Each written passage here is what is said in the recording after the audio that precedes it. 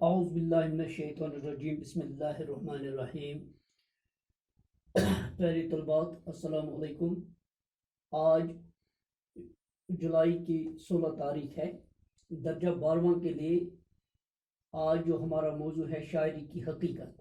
یہ شبلی نعمانی علامہ شبلی نعمانی کا لکھا ہوا مضمون ہے.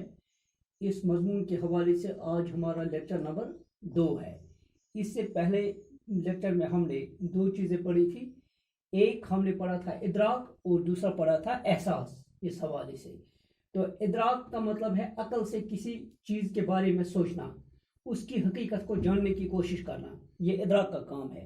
لیکن احساس کا کام کیا ہے کہ جب کوئی واقعہ آپ کے سامنے، آپ کی آنکھوں کے سامنے پیش آئے تو اس واقعہ کے پیش آنے سے آپ کیا اثر قبول کرتے ہیں، اس کو احساس کہتے ہیں.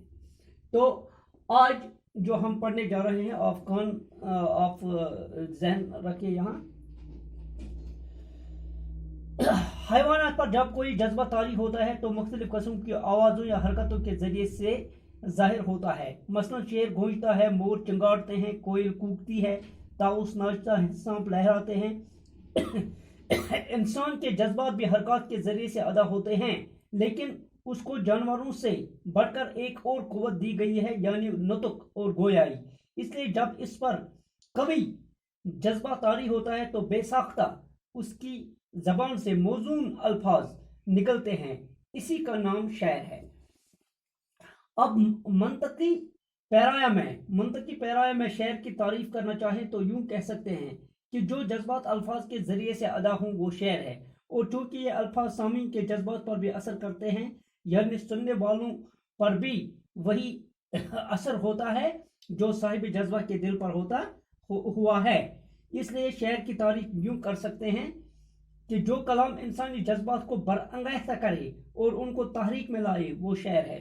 ایک یورپی مصنف لکھتا ہے کہ ہر چیز جو دل پر استجاب یا حیرت یا جوش یا کسی قسم کا اثر پیدا کرتی ہے شعر ہے.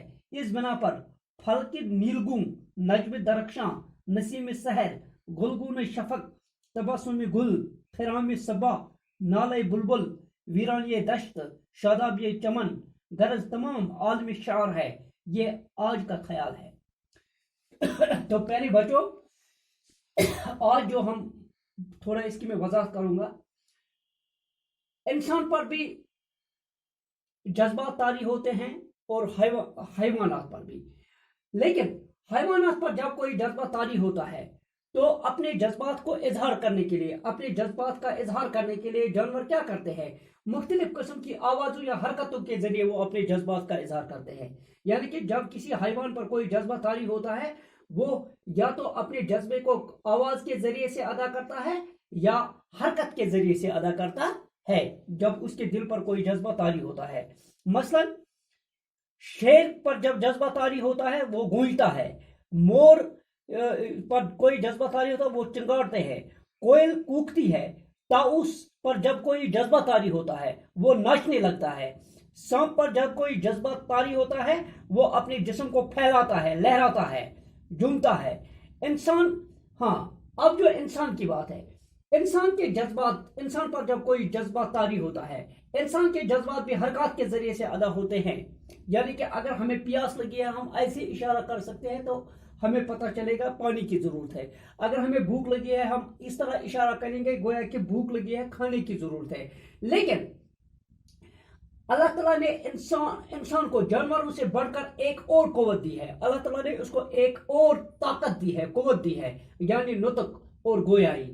نطق سے مراد یا گویائی سے مراد ہے گفتگو کرنے کی صلاحیت. اللہ تعالیٰ نے اس کو دی ہے، یعنی کہ اس کو بات کرنے کا سلیقہ دیا ہے. اللہ تعالیٰ نے انسان کو زبان عطا کی ہے جس کے ذریعے سے یعنی کہ اس کے جذبات زبان سے ادا ہو سکتے ہیں. یعنی قوت گویائی، بات کرنے کا سلیقہ، بات کرنے کی قوت، بات کرنے کی طاقت اللہ تعالیٰ نے انسان کو دی ہے جس کے ذریعے سے وہ اپنے جذبات کا اظہار کرتا ہے. یعنی کہ جانوروں سے بڑھ کر ایک اور قوت، ایک اور طاقت اللہ تعالیٰ نے انسان کو دی ہے اور وہ ہے نطق یا گویائی، یعنی کہ گفتگو کرنے کی قوت، طاقت اللہ تعالیٰ نے انسان کو دی ہے اور وہ زبان کے ذریعے سے اپنے جذبات کا اظہار کرتا ہے.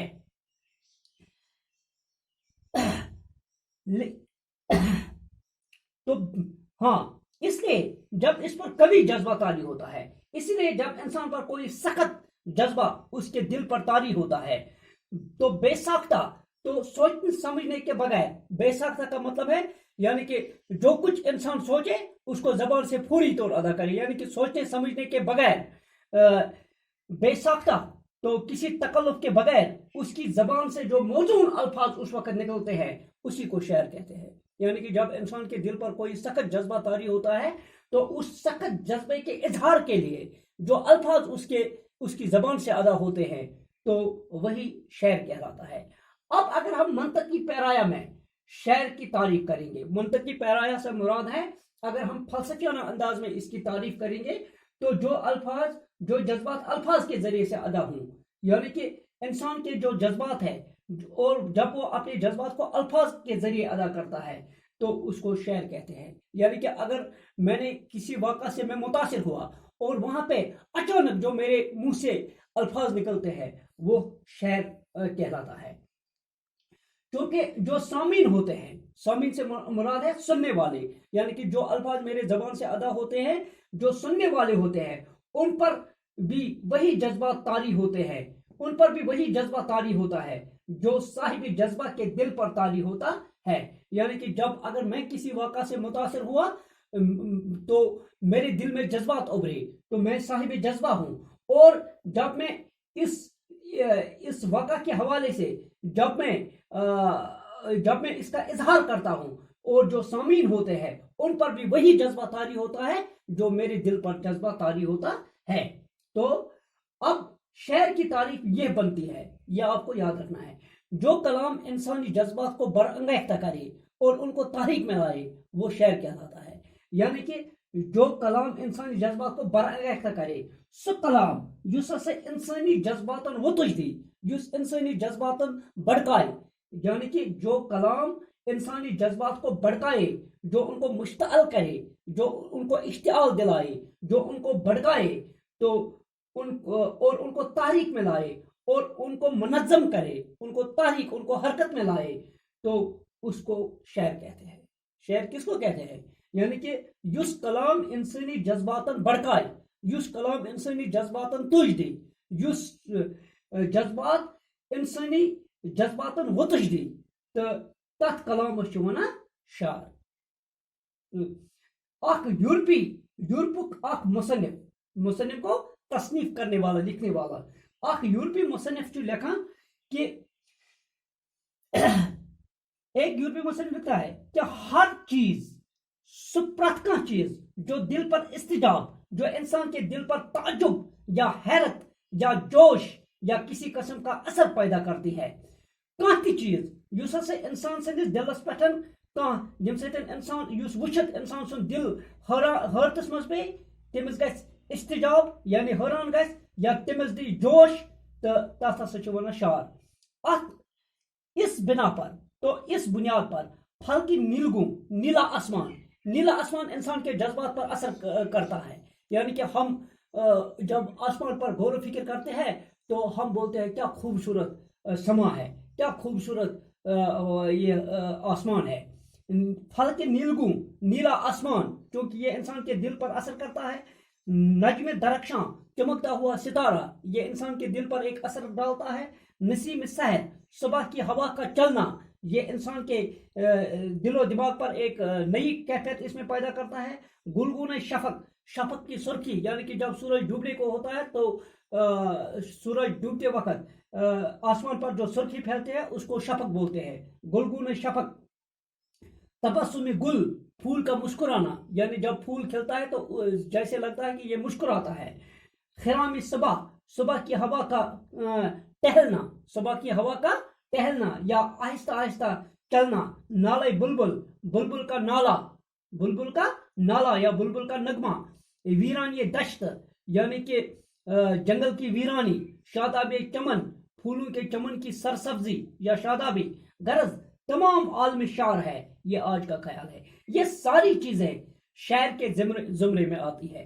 آج کا خیال یہی ہے، یعنی کہ شعر صرف یہی نہیں ہے کہ جو کلام انسانی جذبات کو برانگیختہ کرے، بلکہ یعنی کہ ہر وہ چیز جو انسان کے دل و دماغ پر کوئی نہ کوئی اپنا اثر ڈالے، چاہے وہ اثر پازیٹیو ہو چاہے وہ نگیٹو ہو، یعنی کہ چاہے وہ اس اثر کو قبول، اس اثر سے چاہے انسان خوشی کے جذبات کا اظہار کرے یا اس اثر سے چاہے انسان غم کے جذبات کا اظہار کرے، تو یہ سب کچھ شعر کے زمرے میں آتا ہے۔ تو اس طرح سے اس موضوع کے حوالے سے ہمارا لیکچر نمبر 2 مکمل ہوا۔ تو اللہ تعالیٰ نے چاہا تو کل اسی موضوع پر ہم آگے بڑھیں گے۔ باقی